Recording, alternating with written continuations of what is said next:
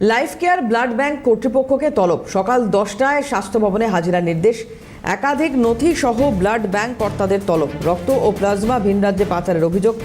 বেনিয়াপুকুর থানায় অভিযোগ এসবিটিসির। একদিনে 35টি শিবির, 1600 ইউনিট রক্ত সংগ্রহ। সংগৃহীত বিপুল রক্ত কোথায় গেল সেই প্রশ্ন উঠছে। বিষয়ে জানবো, বিক্রান্ত রায় আমাদের প্রতিনিধি রয়েছেন টেলিফোনে। বিক্রান্ত, 10টায় স্বাস্থ্য ভবনে হাজিরার নির্দেশ দেওয়া হয়েছে কর্তৃপক্ষকে। কি কি কি প্রশ্নমালা তাদের জন্য প্রস্তুত করা হচ্ছে, কি কারণে তলব, কি জানা যাচ্ছে? দেখো দেবারতী, গতকাল আমরা দেখেছি লাইফ কেয়ার ব্লাড ব্যাংকে স্বাস্থ্য ভবনের পক্ষ থেকে এসবিটিসি রাজ্য ব্লাড ট্রান্সফিউশন কাউন্সিল তাদের করা অভিযোগের ভিত্তিতে বেনিয়াপুকুর থানার সহযোগিতায় দীর্ঘ 6 ঘন্টারও বেশি সময় ধরে তদন্ত এবং তল্লাশি অভিযান চালায়। যেটা স্বাস্থ্য ভবন সূত্রে এবং তদন্তকারী আধিকারিকদের সূত্রে যেটা জানা যাচ্ছে, তদন্তে বেশিরভাগ ক্ষেত্রে অসহযোগিতা করেছে লাইফ কেয়ার ব্লাড ব্যাংক।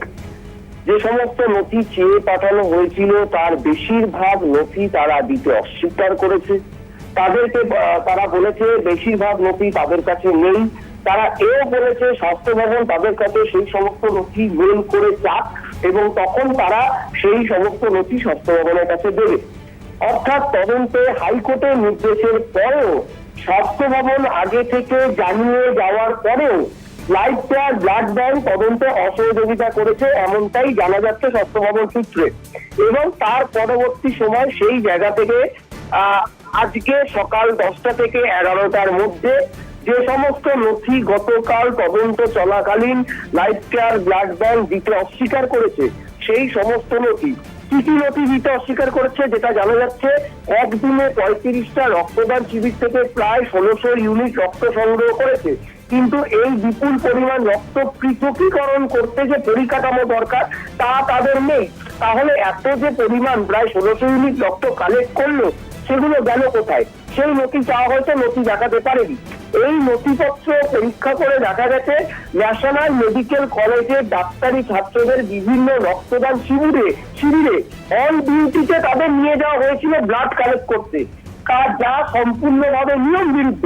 কাদের কথায়, কারা তাদেরকে নিয়ে গেছিলেন, সেই কারণে সেই সমস্ত বেশ কয়েকজন ডাক্তারি ছাত্রকেও তদন্তের স্বার্থে তদন্তের আওতায় আনছে স্বাস্থ্য দপ্তর এবং লাইফ কেয়ারের আধিকারিকদের পাশাপাশি তাদেরকেও সকাল 11টার সময় জিজ্ঞাসাবাদের জন্য স্বাস্থ্য ভবনে স্বাস্থ্য আধিকারিকদের এসবিটিসি রাজ্য blood transfusion council, drug council, অর্থ দপ্তরের দুজন আধিকারিক, যেহেতু আর্থিক দুর্নীতির অভিযোগ, তাই তাদের তদন্তকারী আধিকারিকদের জেরার সম্মুখীন হতে হবে তাদেরকে একাধিক নথি নিয়ে। দেবারতী, বিক্রান্ত, গতকাল যখন তুমি গিয়েছিলে তখন যখন ওখানকার যারা স্টাফ তাদের সঙ্গে কথা বলছিলে, তাদের বডি ল্যাঙ্গুয়েজ অদ্ভুত লেগেছিল বা অদ্ভুত থেকেছিল এবং তারা ভিডিও করে রাখছিল যে এই পুরো প্রসেসটা তাদের বিরুদ্ধে অভিযোগ উঠছে। এই রকম মানসিকতা সাধারণত দেখা যায় না। এটা কি কারণে বলে মনে হচ্ছে? তুমি তো অনেকটা সময় ছিলে ওখানে, স্টাফরা কি বলছেন? দেখো, আমরা চাপড়েদের বলতে শুধুমাত্র সেই সময় যখন তদন্ত প্রক্রিয়া চলছিল সেই সময় দুজন কেয়ারটেকার, তারা নিজেদেরকে কেয়ারটেকার বলে দাবি করেছেন, তারা শুধুমাত্র বাইরে ছিলেন। তারা বাইরে যে সমস্ত সাংবাদিক থেকে আরম্ভ করে যারা আমরা দেখেছিলাম, একজন রক্ত গ্রহীতা, তিনি রক্ত নিতে তার দরকার, তিনি ভেতরে প্রবেশ করছিলেন, তাকে অব্দি ফেরত পাঠিয়ে দিচ্ছিলেন। কি কি কার্যকলাপ চলছিল তা সমস্ত ভিডিও রেকর্ড করে রাখছিলেন। এবং আমরা সিএম থেকে যখন তাকে প্রশ্ন করি, তারা বলেন যে তাদেরকে তাদের ঊর্ধ্বতন কর্তৃপক্ষ এমনটাই অর্ডার দিয়েছে, তাই তারা করছেন। এবং এই দুজন ছাড়া আর কেউ লাইফ কেয়ার ব্লাড ব্যাংকের কেউ এখনো সামনে আসেনি। এছাড়া বেশ কিছু অভিযোগ হয়েছে দেবাপতি, ব্লাড ব্যাংকের কাছে তাদের আয় হিসাব চাওয়া হয়েছিল।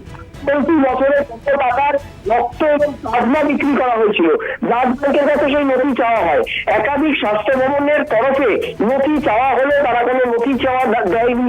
এছাড়া তদন্তকারী সূত্রের দাবি, নথিপত্র পরীক্ষা করে রাজ্য ড্রাগ কন্ট্রোল বিভাগের আধিকারিকরা দেখতে পান 2022 সালে লাইসেন্স পাওয়ার সময় ব্লাড ব্যাংকের তরফে যা যা পরিকাঠামো দেখানো হয়েছিল তার অনেক কিছুই বিগত 4 বছরে পাল্টে ফেলা হয়েছে। সেটা নিয়ম বিরুদ্ধ। কার অঙ্গুলি কার নির্দেশে কাকে জানিয়ে এই পরিবর্তনগুলো করা হলো, এই বিষয়গুলো স্বাস্থ্য ভবন জানতে চাইছে। এছাড়া এখনো অব্দি স্বাস্থ্য ভবন সূত্রে খবর, যে কোনো রক্তদান শিবির থেকে রক্ত সংগ্রহ করার ক্ষেত্রে এখনো লাইফ কেয়ার ব্লাড ব্যাংকের উপর নিষেধাজ্ঞা জারি আছে, যেহেতু তদন্ত প্রক্রিয়া চলছে। কেবলমাত্র কেউ যদি স্বেচ্ছায় নিজে এসে তাদের যে অফিস রয়েছে সেখানে ব্লাড ব্যাংকে যদি মাফ করবে, তাদের যে ব্লাড ব্যাংক রয়েছে সেই ব্লাড ব্যাংকের অফিসে যদি কেউ রক্তদান করেন স্বেচ্ছায়, তাহলেই সেই রক্ত দিতে পারবে এই ব্লাড ব্যাংক। ধন্যবাদ বিক্রান্ত।